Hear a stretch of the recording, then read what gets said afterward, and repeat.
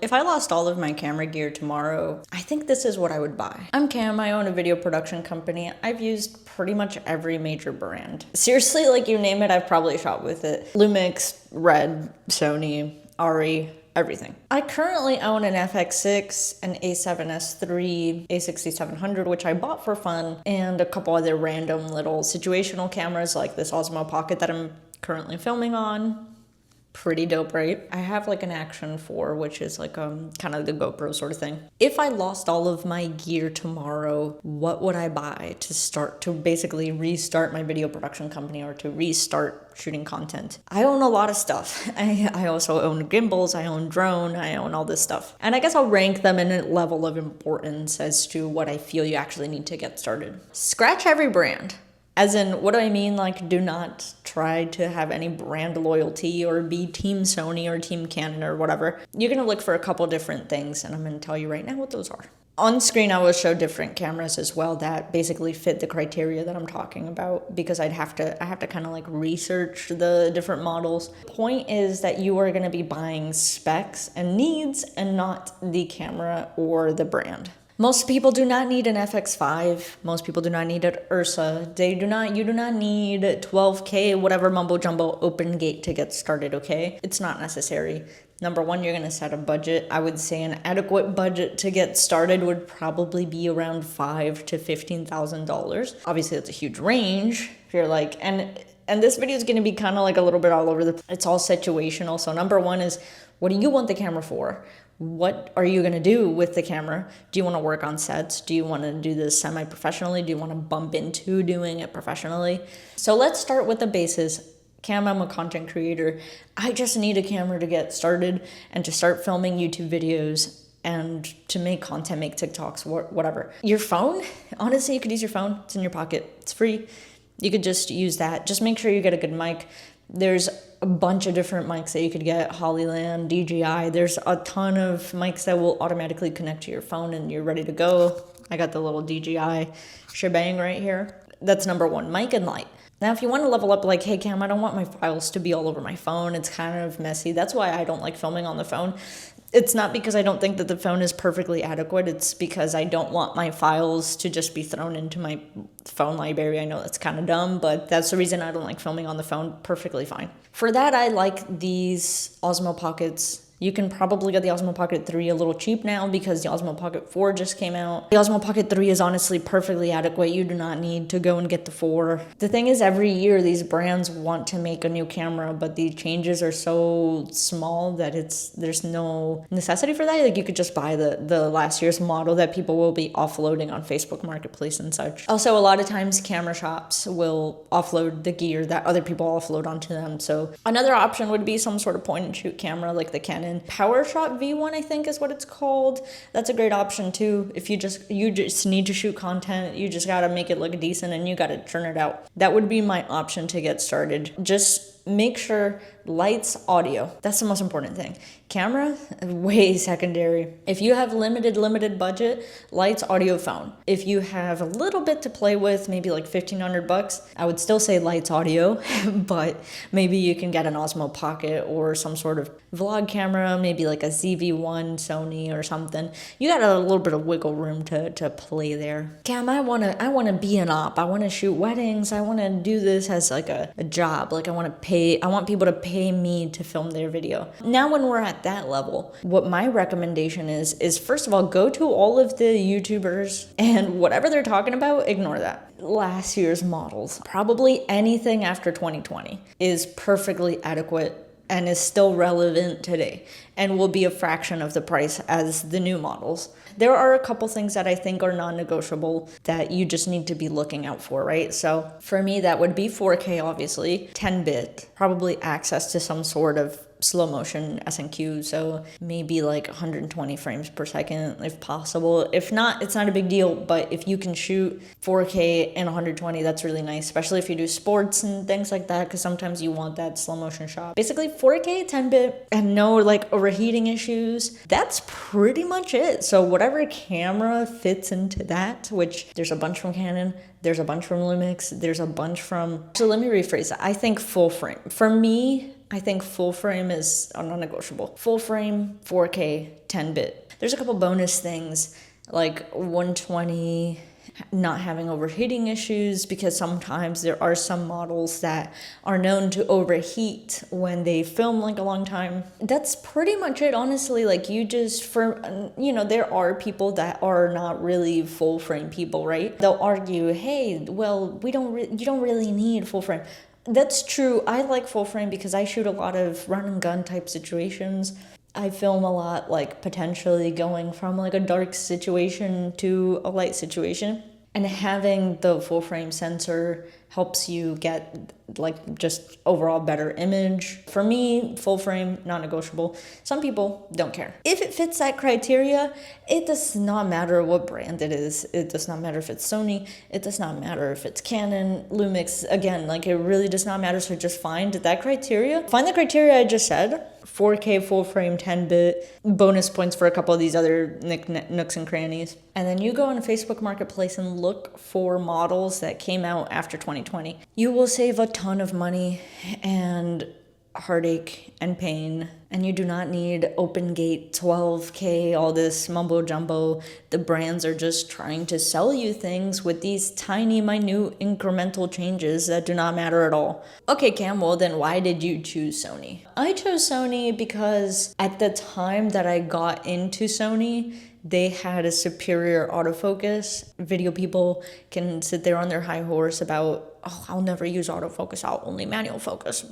If you're shooting a short and you're shooting on prime lenses and you have the time to do manual, go for it. But in most scenarios, in my experience, in what I film, having autofocus is so useful. A lot of the jobs I do, I'm a single op, probably manning multiple cameras. I cannot be fiddling with the focus. It's just not something that I can afford to do. There are different strokes for different folks, right? Like if you're shooting movies and you're shooting shorts and this higher level stuff with more crew, then maybe you can afford to shoot prime and to sit there and tweak things, right? At the time that I switched to Sony, it was, in my opinion, the most reliable system when it came to autofocus. And it felt to me like they were the most catered towards the solo op / skeleton crew model that I tend to fall into. It was also the standard on reality and commercial shoots. And that's what I was filming a lot of. I've been on a lot of network kind of shows and crews. And the standard at the time was the FS7. And then they switched over to the FX9, which ended up honestly getting kind of dethroned by the FX6 because there's nothing really that the FX9 provides over the FX6. In fact, I enjoy the FX6 more than the FX9. So that's the reason I went with Sony. By the time that some other brands had started to do appealing things, like, for example, I really enjoy Canon's colors out the gate. I think that they look better than Sony's colors out the gate. And don't hit me with, okay, I'm shoot log, and then it doesn't matter where you shoot on, blah, blah, blah, blah. Obviously, King. Obviously, that's the case, right? To just shoot logs, solve all your problems. That's an extra thing to do. And again, I personally shoot a lot of skeleton run and gun projects, right? So anything extra, any additional work, it's dollar signs. If you view every little bit of work as a dollar sign and how that's lowering your rate, it's harder. In my sphere, it's harder to, just grade everything. For me, Canon's colors naturally look a little better out the gate. By the time that the other brands had kind of started coming out with interesting things, I felt that I was already invested in Sony, so I have all Sony lenses and stuff, so it's much harder to switch once you're already in an ecosystem because you end up collecting lenses, which that's a really great thing to spend money on, honestly, is the lenses, because you can switch them from different camera models and etc. Unless they are native lenses, in which case you can't really do that, but if you buy a good set of primes that are PL mount or such, you can put them on a myriad of different cameras. So yeah, by the time that I had switched over to Sony,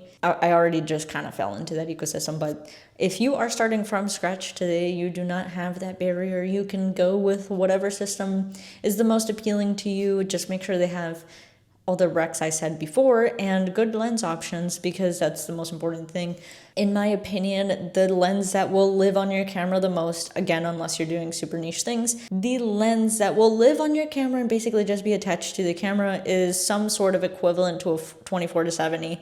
So I have a 28-75, which is the Tamron lens. That thing lives on my cameras, okay? That will be the lens that for the most part will do all of your heavy lifting. So get that lens and then get like a 50 prime 1.8. Those are the two lenses you need. It's a zoom that is the equivalent of 24-70, some sort of 50 or 35 1.8. That's pretty much it, honestly. There are a bunch of add-ons and things that you could get that are obviously nice to have, but not need to have. Now let's talk about additional equipment outside of the camera body that I think is worth it or not worth it as somebody who's owned everything. Gimbals, I kind of have started hating gimbals over time. I find them cumbersome. I find the shots to be way too drawn out and boring. Like, I really don't want to watch a long gimbal speed ramped shot of a conference room. Like, it's just not interesting to me. I find it kind of redundant and boring. And there was a trend around, like, I want to say 2016 to like 2020 where everything had to be on a gimbal. Like, people just lived on a gimbal. I don't know. I just feel like it feels very amateurish to me when there's just such a long, drawn out gimbal shot. Like, we really do not need like a 3-minute sequence of the JW Marriott conference room. It's just not. You can have your opinions on the gimbal. I think it's a nice to have. I would rank a gimbal on nice to have. Wouldn't prioritize the gimbal. There's also ways to get around the gimbal thing. So like, you could get like an Osmo Pocket and then introduce a gimbal shot through the Osmo Pocket without having to buy a gimbal that can hold your actual camera. I have started preferring just more still intentional shots than a lot of shots with movement and speed ramps and stuff, what I'm prioritizing. So could be different for you. Drone, so I did get the FAA pilot's license and I am a drone pilot, right? I would rank drones like kind of D tier, like fun to have. I wouldn't even rank it as nice to have. I would rank it as fun to have. I think that there was also a trend of let's throw the drone everywhere. I find it more to be an inconvenience now. It's an extra thing to do. A lot of times clients just expect it to be thrown into your video package. There's a lot of restrictions as to where you can fly. You have to check the weather's good. You have to check that you can fly, that you're not near an airport. There's so many other things that go along with the drone thing. Also, clients just plainly don't ask for it, and if they do, they treat it more as like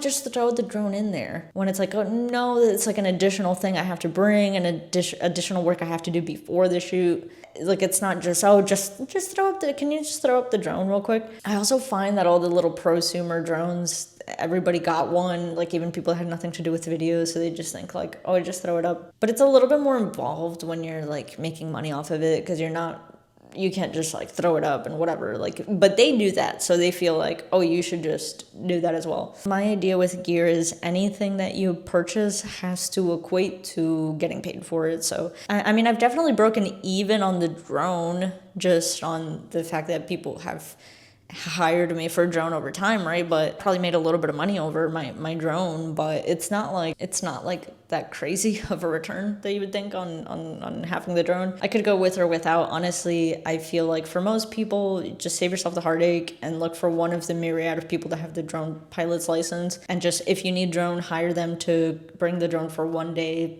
Probably charge you like $300 an hour or something to do that. And just C-stands. I actually ended up getting rid of a lot of my C-stands.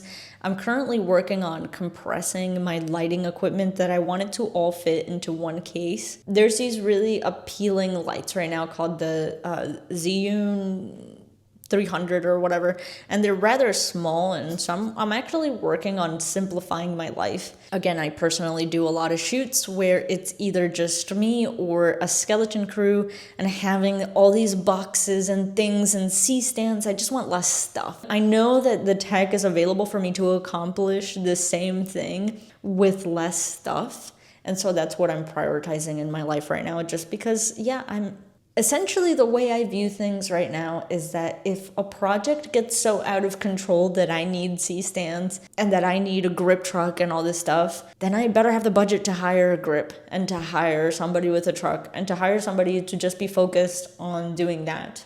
I got rid of most of my C-stands. I actually have one here right next to me right now. This is my only C-stand that I have left. The only reason that I have this C-stand is because I leave it up at all times. I don't try to put it into my car or try to haul it around. But I had this, like, I don't know what behooved me to, like, get this sarcophagus looking like case, and put like 3 C-stands in there. Because what I didn't realize is I don't know if you can tell from these videos, but I'm very small human. Not only am I female, so I come with a natural debuff, I'm very short. I'm 5 feet tall. It was like basically impossible to get that thing into my car, and I don't know why I even thought that would be a good idea in the first place. So I never ended up using the case. I would just take the C-stands out and basically haul them one by one. That's no on C-stands. And this stand right here, that one is like an all metal kind of like impact stand, I think. Impact. These for things that are like heavier lights and heavier things are perfectly adequate. They hold weight and they're lighter, and they also don't have all of the pinch points that a C-stand has. So I would rather have a bag full of these, and that's what I've been using now. But even these, I want to compress everything and put it all into one case. So I'm working on that. Okay, I'll probably make a video whenever I do accomplish that. Lighting, audio, whatever camera you can get a deal on, honestly, I would rather have worse cameras and have 2 angles so you can get like a wide shot and a close-up, for example, than to have one epic big camera, 12K, whatever. If I was personally to start, I would probably stick with Sony, just because for me it just simplifies my life. I'd probably get 2 FX3s because they're probably not too expensive right now, and yeah, I'd just focus on getting lighting and audio gear. And then from there, once you start making money and once you start getting gigs, if you want to introduce fun stuff, I'm gonna get a monitor, I'm gonna get a drone, I'm gonna get a gimbal, all these different things. Those are like for funsies after you get the essentials.